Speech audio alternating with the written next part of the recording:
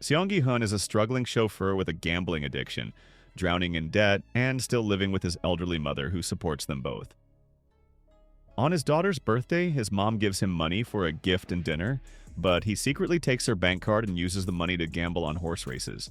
He wins, but a pickpocket steals his earnings.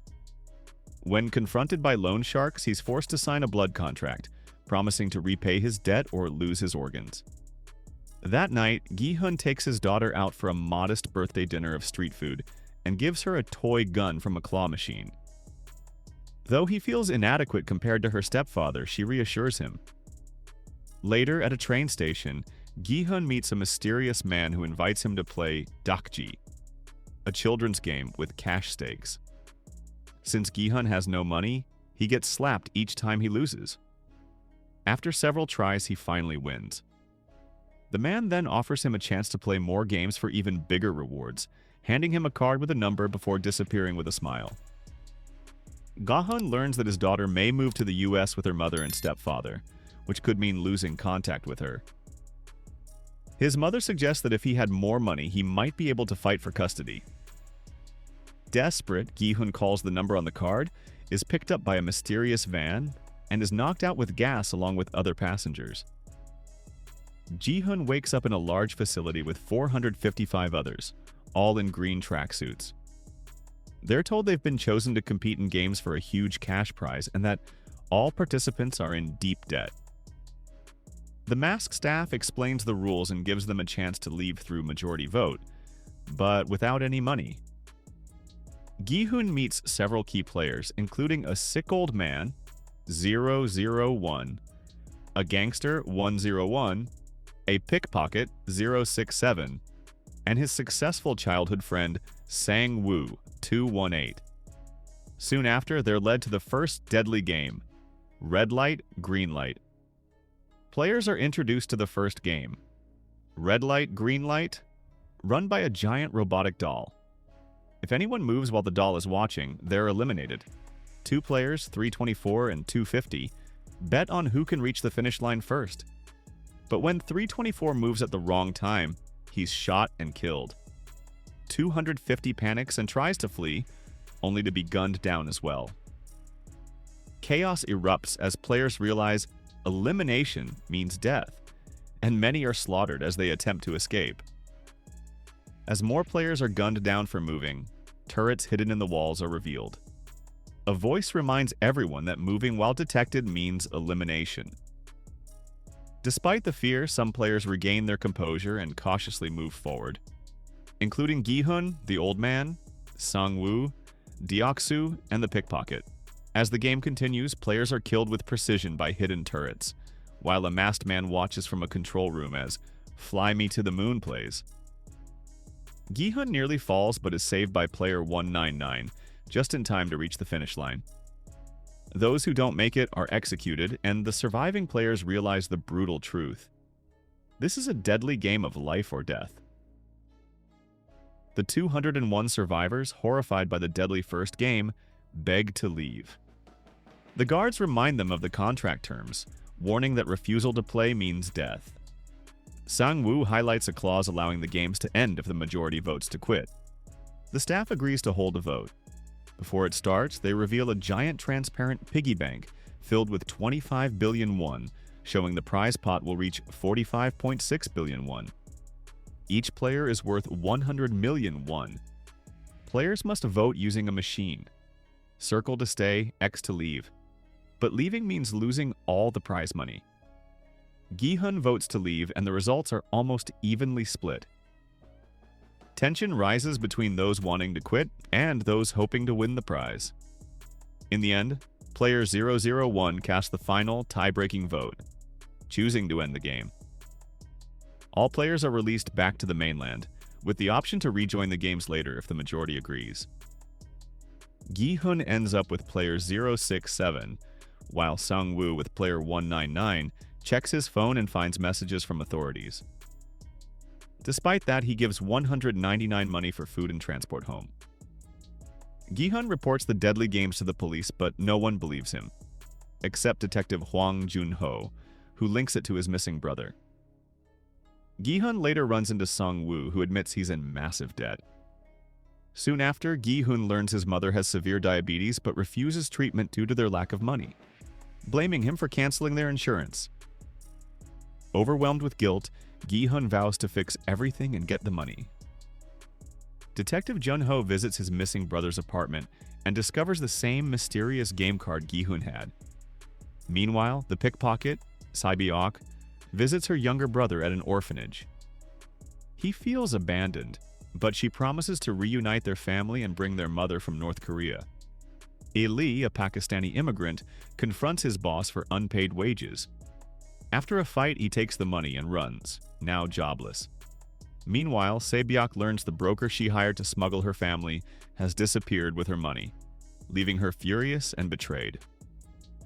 Seong-woo lies to his mother, saying he's on a business trip, and then attempts suicide in a bathtub using charcoal fumes. Meanwhile, police inform his mother that he's wanted for fraud and embezzlement. His attempt is interrupted when someone delivers another game card to his door. At the same time, Ali returns home covered in blood, tells his wife to buy plane tickets to Pakistan for her and their child, and promises to join them later after finishing his work in Korea. Gi-hun tries to find work to help his sick mother but fails. He runs into player 001, who tells him the outside world is just as cruel and decides to return to the games. Meanwhile, gangster Deok-su plans to rob the game but is betrayed by an underling and ambushed by men he owes money to. He kills the traitor and escapes by jumping off a bridge. Gi-hun asks his ex-wife for help, but ends up arguing with her and her husband, who offers money in exchange for cutting ties with his daughter. An offer Gi-hun angrily refuses. On his way home, he meets Jun-ho, who asks for help finding his brother, but Gi-hun, feeling hopeless, declines. Eventually, the players, including Gi-hun, return to the game, with Jun-ho secretly following the vans. As the vans carrying the players travel to their destination, Jun-ho follows them and hides, subduing a guard and stealing his clothes and mask to infiltrate the inner workings of the games. After waking up in the dorms, the players are more alert and begin forming alliances. Gi-hun, Seong-woo, player 001, and Ali team up and notice that most of the players have returned, including player 212, Mi-nyeo, who was the first to beg to leave. Meanwhile, Sae-byeok sneaks into the air vents and spies on the staff working in the kitchen. In the second game, players must choose a shape imprinted on a dalgona candy. Seong-woo, having deduced the nature of the game using information from Sae-byeok, selfishly chooses the simplest shape without warning his teammates. Despite selecting the most difficult shape, the umbrella, Gi-hun successfully completes the game by licking the back of the honeycomb to weaken its outline. Player 212 helps Deok-su by using a smuggled lighter. Chaos erupts when one player takes a higher-ranking staff member hostage, only to kill himself after discovering the guard is just a young man. The staff member is executed for breaking the rule of unmasking. Jun-ho seizes the moment and takes the man's mask to infiltrate the staff. Player 111, a doctor, secretly harvests organs from dead players in exchange for information about upcoming games. He joins Deok-su's gang by offering intel, hoping for protection. Gi-hun realizes Seong-woo could have helped more in the previous game but forgives him, valuing their survival and teamwork. Tensions rise when Deok-su's team steals extra food. After he kills a player who confronts him, the prize money increases and a deadly riot breaks out. Player 067 joins Gi-hun's team, and they protect her. The riot ends when player 001 pleads for peace, prompting the front man to send in guards. Gi-hun's team begins to bond, revealing their names: Ali Abdul, 199, and Kang Sae-byeok, 067. Player 001 seems confused and forgetful. In the third game, players form teams of 10. Knowing it's tug-of-war, Deok-su picks the strongest men and abandons Mi-nyeo. She joins Gi-hun's team, made up of weaker players. Deok-su's team wins easily, while Gi-hun's group uses strategy from player 001 to gain the upper hand, until the other team starts fighting back, prompting a bold move from Sang-woo. After executing Sang-woo's backup plan, Gi-hun's team wins the tug-of-war match. However, they're shaken by the reality of having to kill the opposing team. Anticipating another riot during the night, they build a barricade. Deok-su mocks their efforts, until Gi-hun warns him not to fully trust his own teammates, as many of them also have criminal backgrounds. Later that night, the team takes turns standing guard, but Deok-su's group doesn't attack. During the night, player 001 develops a high fever. Meanwhile, Jun-ho uncovers a black market organ trafficking operation run by some of the guards in collaboration with player 111. He is forced to assist in transporting the harvested organs with another guard. As they prepare to leave the island by swimming to a rendezvous point, Jun-ho's partner reveals that he knows Jun-ho is an imposter. A struggle breaks out, ending with Jun-ho killing the guard. At the same time, the frontman discovers the illegal operation. He executes all involved guards and kills player 111 for compromising the fairness of the game. Realizing there's an intruder, the frontman initiates a facility-wide manhunt for Jun-ho. Jun-ho narrowly evades capture and sneaks into the frontman's quarters, where he discovers a hidden archive documenting the game since 1988. Shockingly, he finds that his missing brother, Hwang was the winner of the 2015 games. The players are asked to choose partners for the next game. Gi-hun notices player 001 wet himself and helps him cover it up. He chooses to pair with him, while Sang-woo teams up with Ali and Sae-byeok with Gi-hun. Mi-nyeo is left without a partner and is taken away, likely eliminated. The fourth game is marbles. Players must win all of their partner's marbles without violence within 30 minutes, or both are eliminated. The twist shocks everyone, as they chose someone they trusted. Key pairings include Gi-hun with 001, Sang-woo with Ali, and Sae-byeok with Gi-hun. Ali initially gains the upper hand, causing Sang-woo to panic. Tension rises as Sang-woo accuses Ali of cheating, and a guard intervenes before things escalate. Sae-byeok and Gi-hun spend their time sharing tragic life stories instead of playing. Gi-hun, moved by Sae-byeok's dream to reunite her family. Deok-su wins his game due to luck when his marble accidentally lands in the hole. His partner tries to flee but is shot. Gi-hun struggles with player 001's confusion during the game, but eventually tricks him to win. However, 001 surprises him by showing he had one marble left all along. Sang-woo deceives Ali by pretending they can both survive, then secretly steals his marbles and declares himself the winner. As time runs out, Gi-hun lets Sae-byeok win the marble game, saying she has nothing left to live for while Sae-byeok still has a future. Gi-hun thanks her before being killed, leaving Sae-byeok heartbroken. Ali discovers Sang-woo tricked him by replacing his marbles with rocks. Shocked and betrayed, Ali is executed while Sang-woo avoids eye contact. Gi-hun pleads with player 001 to continue playing. The old man admits he knew Gi-hun was cheating but let him win, calling him his Gganbu. After a tearful goodbye, Gi-hun wins and walks away in sorrow as player 001 is seemingly executed. After the fourth game, the players return to their room and are shocked to find that Mi-nyeo wasn't executed despite not participating. Meanwhile, the VIP guests arrive to watch the games live. The atmosphere is heavy, as many have lost the person they were closest to. Gi-hun is visibly shaken while Sae-byeok quietly eats. Sang-woo appears unaffected and tells Gi-hun not to feel guilty about Il-nam's death, claiming he was just an old man. He also points out that player 069 is worse off, having played against his own wife.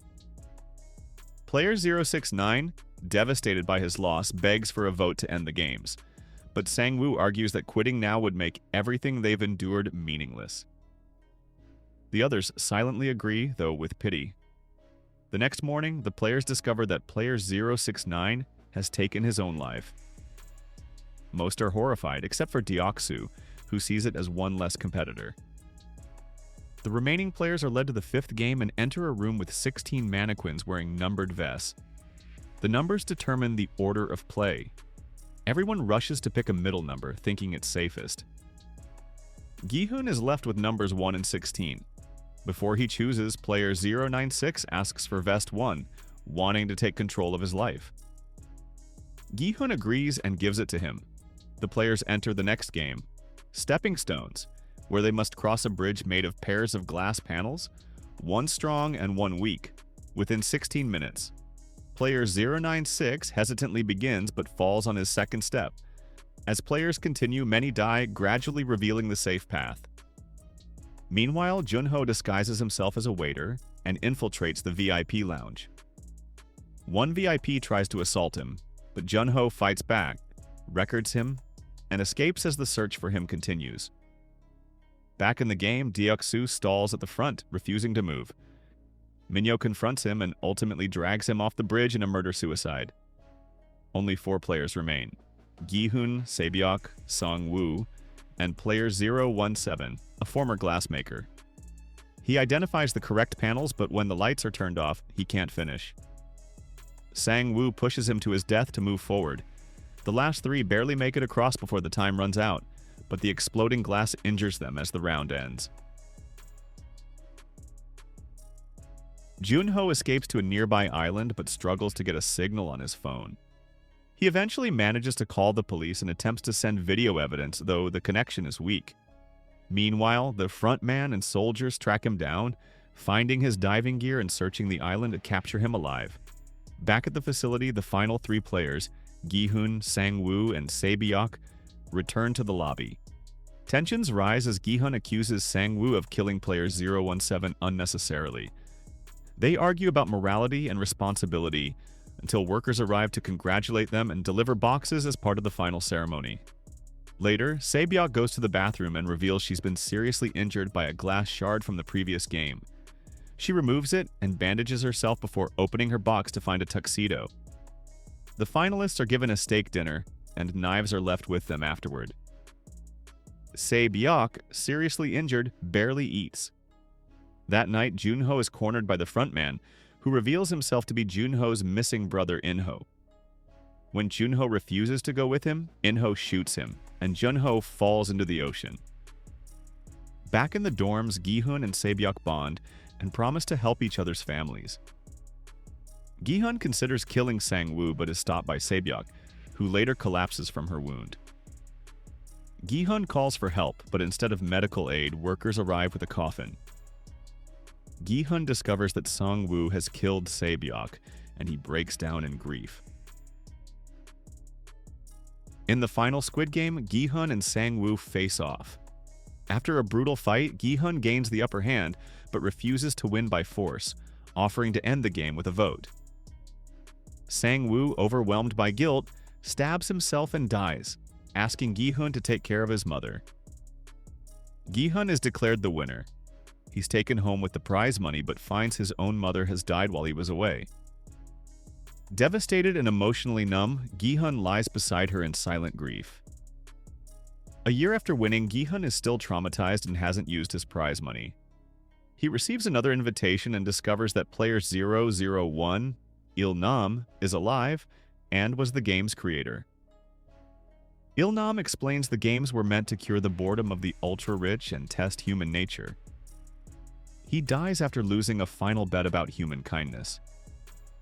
Revived with purpose, Gi-hun honors his promises by helping Sae-byeok's brother and Song-woo's mother. As he's about to reunite with his daughter, he sees the recruiter targeting a new player. Gi-hun calls the number and vows to stop the games,